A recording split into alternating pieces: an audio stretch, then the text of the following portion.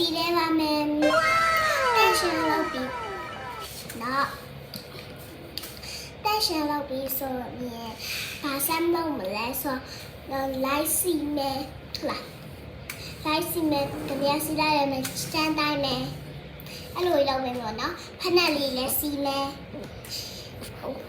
အဝေးရှောင်းမယ်ဖက်နဲ့တီးလည်းစီမယ်အဲ့လိုလေးလုပ်ပါမယ်ပေါ့နော်ဆက်ရအောင်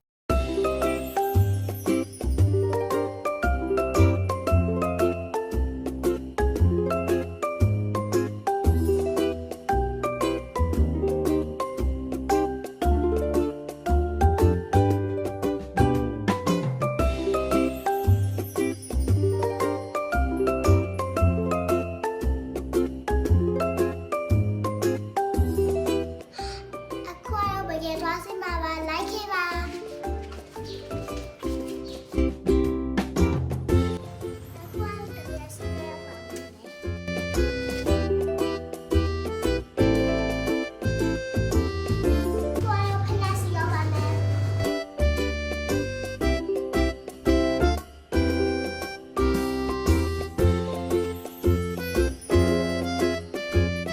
အခုစတဲ့ဖြေရမှာဖြစ်ပါတယ်